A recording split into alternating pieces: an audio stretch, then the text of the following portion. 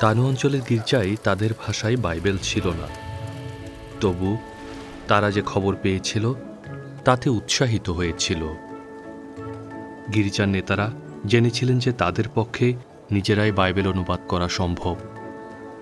প্রকৃতপক্ষে নিকটবর্তী মাই অঞ্চলের গির্জার নেতারা তানু গির্জাগুলিকে তাদের নিজস্ব ভাষায় বাইবেল অনুবাদ করতে শেখাতে সাহায্য করার জন্য যাত্রা করেছিলেন। তানু গির্জাগুলি এই সংবাদে এতটাই উত্তেজিত হয়েছিল যে তারা লুকের সুসমাচার থেকে তাদের প্রিয় অনুচ্ছেদগুলির মধ্যে একটি অনুবাদ করতে শুরু করেছিলেন। অনুবাদের কাজ দ্রুত এগিয়েছিল, কিন্তু যখন তারা অনুবাদের প্রথম খসড়াগুলি সকলকে শোনালেন তখন সেগুলি শ্রোতাদের কাছে বিভ্রান্তিকর শোনাচ্ছিল। যখন মাই থেকে ভাই বোনেরা এসে পৌঁছালেন তখন তানু তাদের অত্যন্ত উষ্ণতা এবং আতিথেয়তার সাথে স্বাগত জানাল। তারা একসাথে রাতের খাবার খেতে বসল এবং তাদের প্রথম খসড়ার যে অগ্রগতি হয়েছে এবং যে চ্যালেঞ্জগুলির সম্মুখীন হয়েছে সে সম্পর্কে আলোচনা করল। মাই নেতারা অনুবাদটি শোনার জন্য উৎসুক ছিলেন। তানু নেতাদের মধ্যে একজন উঠে দাঁড়ালেন এবং তাদের অতিথিদের কাছে তাদের প্রথম খসড়াটি উপস্থাপন করলেন। প্রত্যেকে শুনতে শুরু করলে ঘরটা নীরব হয়ে গেল। পাঠ সম্পূর্ণ হওয়ার পর মাই নেতাদের একজন দলটিকে বললেন, আপনাদের ভাষায় ঈশ্বরের বাণী প্রথমবারের মতো শুনতে পেরে আমরা অত্যন্ত সম্মানিত বোধ করছি। আমরা জেনে আনন্দিত যে আপনি কাজটি শুরু করেছেন এবং আমরা বুঝতে পারছি যে কাজটা যথেষ্টই কঠিন। এই খসড়া তৈরি করার সময় আপনি কি কি শিখেছেন এবং আপনার জন্য সবচেয়ে কঠিন কি ছিল? তানুর অনুবাদকরা তাদের বললেন যে প্রথম এক একটি শব্দ ধরে ধরে অনুবাদ করার কাজটা বেশ দ্রুত এগিয়েছিল, কিন্তু আসল সমস্যাটা হয়েছিল অনুবাদটা বুঝে ওঠার সময়। শব্দটা সঠিক বলে মনে হলেও অনুবাদটি কি ভুল শোনাচ্ছিল? হ্যাঁ, অনুবাদটা শোনার সময় কি বলা হচ্ছিল সেগুলো ঠিক বুঝে উঠতে পারছিলাম না।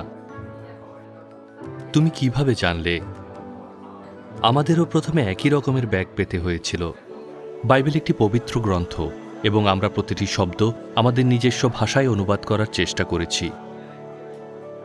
এর ফলে আমাদের প্রথম খসড়াগুলি বোঝার পক্ষে খুবই কঠিন ছিল।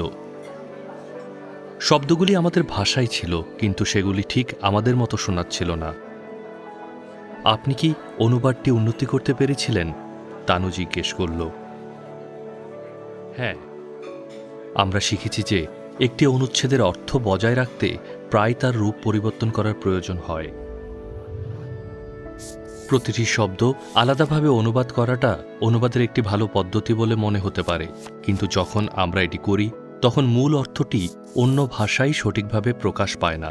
এইভাবে ভেবে দেখুন, এই জগের জলকে ধরে নিন বাণিজ্যিক ভাষার অর্থ।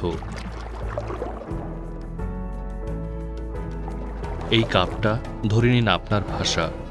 যখন আমি জগ থেকে কাপে জল ঢালি জলের আকার বদলে যায়, অথচ জল কিন্তু জলেই থেকে যায়। দেখতে পাচ্ছেন, যখন আমরা এক ভাষা থেকে অন্য ভাষায় অর্থ স্থানান্তর করি তখনই এই ব্যাপারটা ঘটে। ভাষার রূপ বা আকৃতির সাথে সম্পর্কিত বিষয়গুলি, শব্দের সংখ্যা, শব্দের ক্রম এবং অন্যান্য বিষয়গুলি পরিবর্তন করার প্রয়োজন হতে পারে যাতে নিশ্চিত করা যায় যে অর্থটি একই থাকে। তানু এই বিষয়ে এক মুহূর্তের জন্য ভাবল এবং উত্তর দিল, হ্যাঁ, আমরা বুঝতে পারছি। তবুও আমরা কিভাবে নিশ্চিত হতে পারি যে আমরা প্রকৃত অর্থ বহন করছি? আসুন জলের বিষয়টা আরও একবার বিবেচনা করি।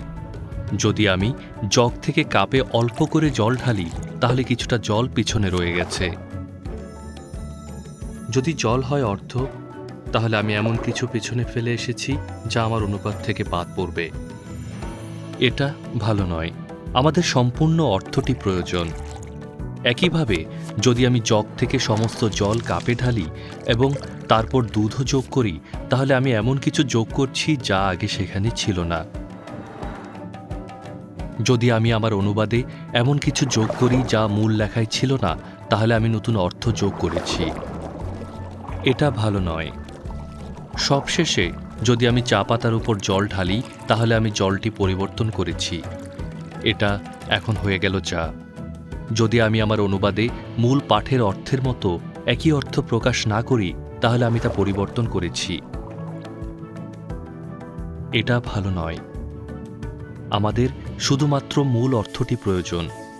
তানু গির্জার নেতারা এটি বিবেচনা করলেন এবং বুঝলেন। কথোপকথনটি তাদের সকলকে উৎসাহে ভরে তুলেছিল এবং তারা একসাথে প্রার্থনা করেছিল যে ঈশ্বর যেন তাদের কাজে পথ দেখান যখন তারা নতুন উপলব্ধি নিয়ে এগিয়ে চলে।